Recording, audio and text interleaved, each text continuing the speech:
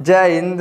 देखिए इस वीडियो में समझते हैं उत्सर्जन के विषय में। तो सबसे पहले हम ये समझते हैं कि उत्सर्जन होता क्या है। तो ध्यान समझिए। देखिए जो उत्सर्जन होता है ना, अपशिष्ट पदार्थ को बाहर करने का क्या होता है, एक प्रक्रिया होता है। जैसे मान लीजिए आपका एक ठो घर है, क्या है, घर है। घर में क्या होता है, तो 3-4 ठो कमरा होता है और हर कमरा में थोड़ा बहुत क्या होता है, कचरा होता है। समझिए, है मान लीजिए है हो गया घर। अब इसमें क्या हो गया, है कमरा हो गया। अब हर कमरा में थोड़ा थोड़ा क्या होता है, तो कचरा होता है। अब देखिए आपके घर के लोग कहते हैं बाबू हाई कचरा ले जाके बाहर फेंक दे। तो आप क्या करते हैं, कचरा को बिटोरते हैं, ले जाके बाहर फेंकते हैं। तो अब क्या करते हैं, उत्सर्जी पदार्थ यानी खराब चीज़ है। देखिए जब तक कूड़ा कचरा आपके घर में है बोलते हैं उत्सर्जी। आप क्या करते हैं, उसको जैसे बाहर फेंकते हैं बोलते हैं उत्सर्जी पदार्थ। लेकिन जो फेंकने का क्रिया हुआ उसे हम क्या बोलते हैं, तो उत्सर्जन बोलते हैं। तो ठीक उसी तरह से हमारे शरीर में होता है। कैसे होता है, देखिए दिन भर हम क्या करते हैं, कुछ ना कुछ खाते हैं, दाल भात सब्जी रोटी पूरी कचौड़ी खाते हैं। वो क्या होता है, हमारे अंदर जाके खराब पदार्थ बनता है। देखिए जब खराब पदार्थ बना उत्सर्जी, लेकिन देखिए जैसे वो बाहर चला जाता है ना, उससे बोलते हैं उत्सर्जी पदार्थ। लेकिन जो बाहर करने का क्रिया हुआ किसके माध्यम से, उत्सर्जन के माध्यम से। यानी जो भी चीज़ हम खाते हैं हमारे अंदर चला गया तो खराब हो गया, खराब हुआ उत्सर्जी, बाहर चला गया उत्सर्जी पदार्थ। लेकिन जो बाहर करने का क्रिया हुआ तो किसके माध्यम से हुआ, तो उत्सर्जन के माध्यम से। समझ में आ गया। अब हम ये समझते हैं कि मानव में सबसे बड़ा उत्सर्जन अंग कौन होता है। ध्यान समझिए। देखिए मानव में वृक्क, इसे हम बोलते हैं किडनी। अगर पूछता है तो मानव में सबसे बड़ा क्या होता है भैया, तो ये वृक्क यानी किडनी क्या होता है, उत्सर्जन का काम करता है। देखिए है क्या है, इसे हम बोलते हैं किडनी। क्या है, किडनी है। अब देखिए ये क्या करता है, तो पेशाब को छानता है। अब देखिए ये पेशाब को छानता है, इस नली के माध्यम से कहाँ भेजता है, तो ब्लेडर में। कहाँ भेजता है, तो ब्लेडर में भेजता है। अब ब्लेडर क्या करता है, तो पेशाब को रोक के रखता है और जैसे ज़्यादा हो जाता है तो आदमी क्या करता है, उसे बाहर करता है। देखिए जब तक इसमें था भैया उत्सर्जी, पेशाब बाहर चला गया उत्सर्जी पदार्थ, लेकिन किसके माध्यम से आया, तो उत्सर्जन के माध्यम से। समझ में गया। तो ये किस में हो गया, तो मानव में। लेकिन देखिएगा एगो तिलचट्टा होता है। अगर आपसे कोई पूछता है कि तिलचट्टा में उत्सर्जन अंग कौन होता है, देखिए उसका नाम होता है मैलघी पियाना। देखिए जो मैलघी पियाना होता है ना, वही तिलचट्टा में क्या होता है, उत्सर्जन का काम करता है। कहाँ होता है, देखिए अभी पूँछ है ना, देखिए पूँछ के साइड में क्या होता है, एक नली टाइप का होता है, इस तरह से इसी में रहता है। तो देखिए जो तिलचट्टा होता है मैलघी पियाना नाम का क्या होता है, उत्सर्जी अंग होता है। और इसी के माध्यम से जो भी चीज़ खाता है, जो अपशिष्ट पदार्थ होता है, इसी के माध्यम से क्या होता है, बाहर कर देता है। समझ में आ गया। अब देखिए एक ठोरा होता है केचुआ। अगर आपसे पूछता है कि केचुआ में उत्सर्जी अंग कौन होता है, उसका नाम होता है नेफ्रेडिया। देखिए भैया कौन होता है केचुआ, है क्या है, केचुआ। देखिए है पीछा क्या होता है, इस तरह से गोल का, इसे हम बोलते हैं, उसी को बोला जाता है नेफ्रेडिया। तो देखिए जो केचुआ होता है इसका उत्सर्जी अंग कौन होता है, तो यहाँ पे होता है नेफ्रेडिया। इसी के माध्यम से जो भी चीज़ खाता है यहाँ से क्या करता है, उत्सर्जन का काम करता है। समझ में क्या। अब अगला होता है मेढक। मेढक में कौन होता है, उससे हम बोलते हैं मीसोनेफ्रिया। यानी मेढक में जो उत्सर्जी अंग होता है उसे हम बोलते हैं मीसोनेफ्रिया। जो मेढकवा होता है इसी के माध्यम से क्या करता है, तो उत्सर्जन का काम करता है। मानव में पूछता है सबसे बड़ा किडनी, तिलचट्टा में मैलघी पियाना नली होता है, केचुआ में क्या होता है, नेफ्रेडिया होता है, और मेढक में क्या होता है, तो मीसोनेफ्रिया। तो इस तरह से सब क्या करते हैं, उत्सर्जन का काम करते हैं। समझ में क्या। अब हम ये समझते हैं कि हमारे शरीर में कौन कौन सा ऐसा अंग होता है जो उत्सर्जन का काम करता है। ध्यान समझ। देखिए मानव में उत्सर्जी अंग, देखिए सबसे पहला आता है त्वचा, इसे हम बोलते हैं स्किन। अब कहिएगा स्किन के माध्यम से कैसे आता है, देखिए स्किन के माध्यम से पसीना, नमक और सीवन क्या होता है, बाहर आता है। देखिए पसीना, इस समय गर्मी का मौसम है तो देखिएगा सबके शरीर में से क्या होता है, ससुरा पानी निकलता है। यानी देखिए त्वचा से क्या होता है, पानी बाहर आता है, उसे हम बोलते हैं पसीना। अब जैसे पसीना को ऐसे चाटिएगा ना, वो कैसा आता है, तो नमकीन टाइप का। यानी जो हमारे शरीर से पसीना बाहर आ रहा है वो क्या होता है, तो नमकीन टाइप का होता है। तो ये कहाँ से आ रहा है, तो त्वचा में से। समझ में गया। देखिए अभी सीवन क्या होता है, जैसे मान लीजिए आप रात को क्या करते हैं, सोते हैं, तो जब सो जाइएगा, जब सुबह होगा ना, उठिएगा तो नाक के अगल बगल में क्या होता है, इस तरह से पसीना होता है, जैसे लगता है कि कितना गर्म भइल बा। देखिए जब सुबह में जागिएगा तो नाक के अगल बगल में जो पसीना होता है उसे हम क्या बोलते हैं, तो सीवन बोलते हैं। तो ये सब प्रक्रिया कहाँ होता है, तो पूरी हमारे स्किन यानी त्वचा से। समझ में गया। अभी दूसरा होता है फेफड़े, इसे हम बोलते हैं लंग्स। अभी क्या क्या करता है, देखिए CO2, वाष्प, बलगम और थूक। अब लेकिन देखिए इन सब का सबसे बड़ा जिम्मेदार कौन होता है, तो ये लंग्स वह होता है। क्या होता है, लंग्स होता है। अगर ये नहीं रहेगा ना, ये सब एक को बहारा नहीं आएगा। कैसे नहीं आएगा, जिससे मान लीजिए हम ही सोचते हैं कि हम तो सांस नाक से ले रहे हैं, मुख से ले रहे हैं, ये एकदम गलत है। देखिए ये सब क्या होता है, एक रास्ता होता है। सांस लेने में सबसे बड़ा जिम्मेदारी किसका होता है, तो हमारे फेफड़े का होता है। जिससे मान लीजिए आप सांस को लीजिएगा तो फेफड़ा ऊपर आता है, सांस को छोड़िएगा तो फेफड़ा नीचे, यानी ये सब कौन कर रहा है, यह कर रहा है। तो जो हमारा नाक होता है, मुंह होता है, ये क्या होता है, एक रास्ता होता है सांस को बाहर करने का और सांस को अंदर लेने का। अब देखिए कैसे करता है, देखिए CO2 यानी क्या होता है, कार्बन डाइऑक्साइड। जैसे मान लीजिए हम सांस को लेते हैं, सांस कहाँ जाता है, देखिए ये फेफड़ा में जाता है, और फेफड़ा में जो गोलका होता है इसे हम बोलते हैं अलवियली बोलते हैं। अलवियली क्या करता है, तो सांस को लेता है और हमारे पूरे शरीर में भेज देता है। तो जैसे भेजता है ना, तो जब उधर से हमारा सांस आता है तो कार्बन डाइऑक्साइड क्या होता है, बाहर आता है।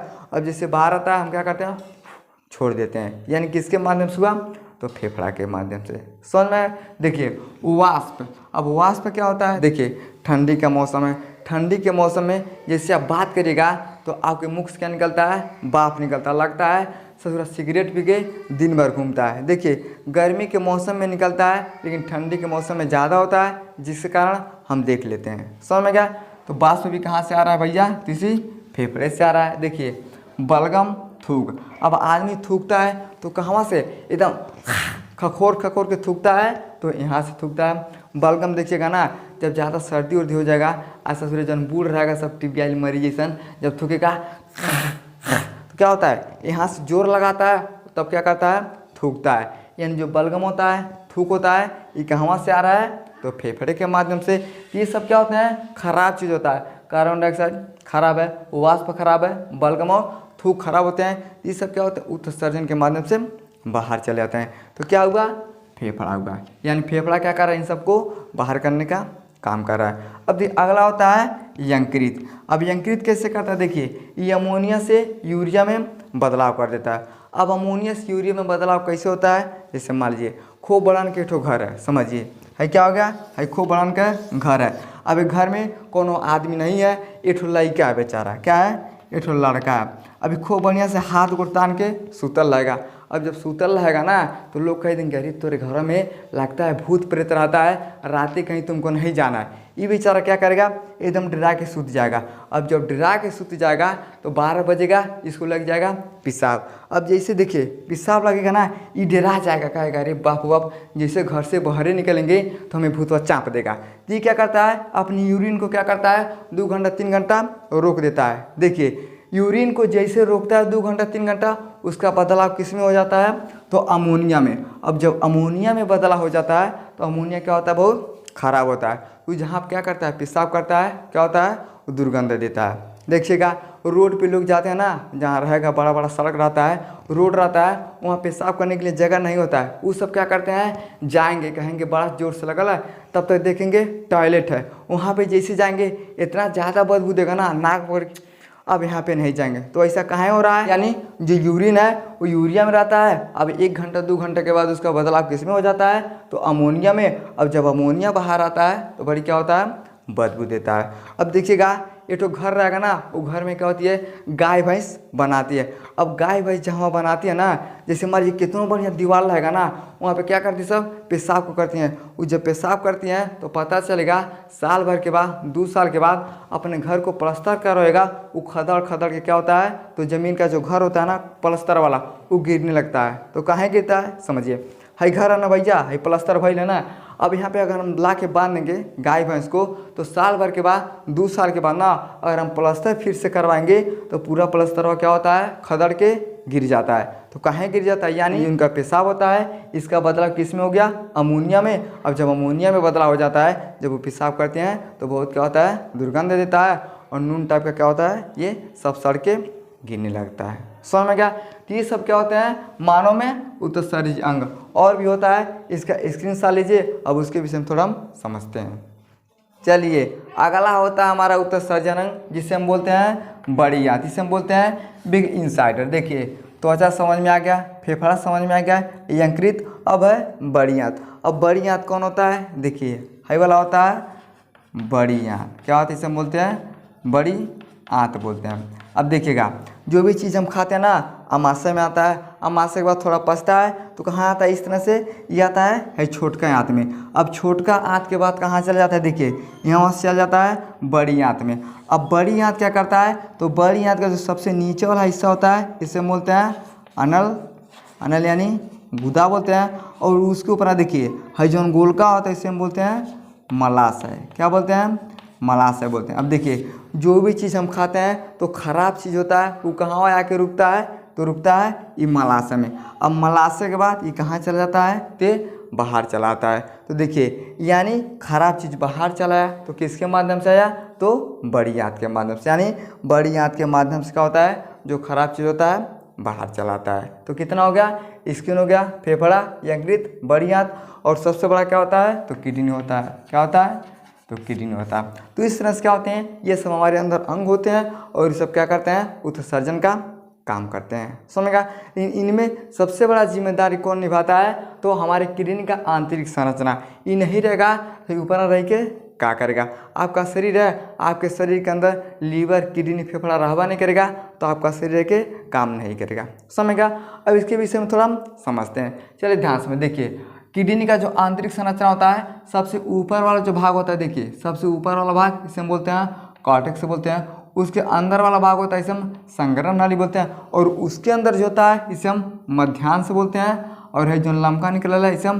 पेल्विस बोलते हैं। और जो सबसे नीचे वाला विभाग हो गया इसे हम मूत्रवाहिनी बोलते हैं। और जो बिचला नाली है इसे हम बोलते हैं बृहत धमनी बोलते हैं। और जो लमका ऊपर ना गए इसे हम बृहम शिरा बोलते हैं। यानी इस तरह क्या होता है, इनका संरचना होता है। सबसे ऊपर वाला कॉर्टेक्स और उसके अंदर वाला टेनका संग्रह नाली।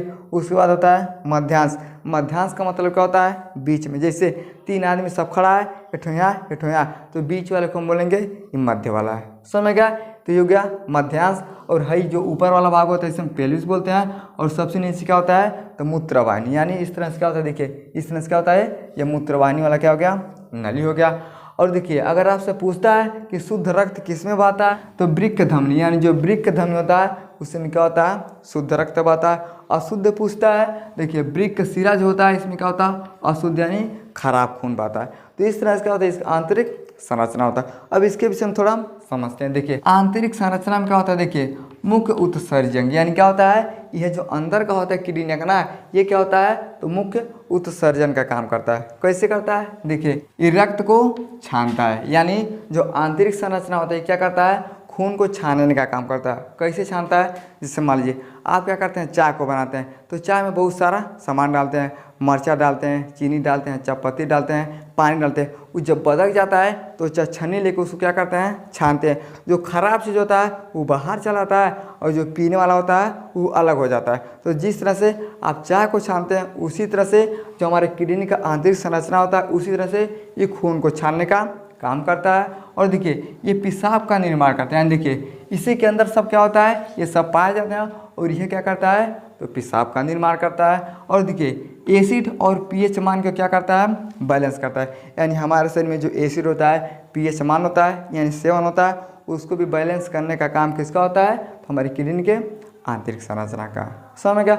अब देखिए इस जहर को क्या करता है, ये निष्क्रिय कर देता है। यानी जो आंतरिक संरचना इस जहर को क्या करता है, निष्क्रिय। लेकिन अगर आपसे कोई पूछता है कि एक बात बताओ, कोनो आदमी ससुर जहर खा के मर गया तो कैसे पता चलेगा। देखिए जो हमारा किडनी होता है ये तो जहर को निष्क्रिय कर दिया, लेकिन पता कैसे लगाया जाता है, तो लीवर से। जैसे मान लीजिए कोनो आदमी चाहे जहर खा के मर गया, चाहे बहुत ज़्यादा दारू पी के मर गया, देखिए खराब होगा किडनी भी खराब होगा और लीवर भी खराब होगा। लेकिन अगर पूछेगा कोई कि पता हम कैसे लगाएंगे, जैसे मान लीजिए वो पोस्टमार्टम में चला गया, तो जैसे पोस्टमार्टम में जाता है तो लीवर से पता लगाया जाता है ये जहर खा के मर रहा है या फिर दारू पी के। यानी देखिए ये क्या कर दिया, निष्क्रिय कर दिया, लेकिन लीवर के माध्यम से पता लग जाता है। समझ में गया।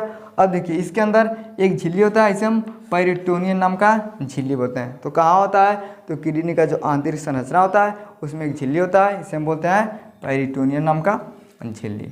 समझ में गया। अब देखिए एक नेफ्रॉन 8 लाख इकाई से बनता है। अब नेफ्रॉन क्या होता है, देखिए है हो गया नेफ्रॉन, क्या होता है, इसे हम बोलते हैं तो नेफ्रॉन बोलते हैं।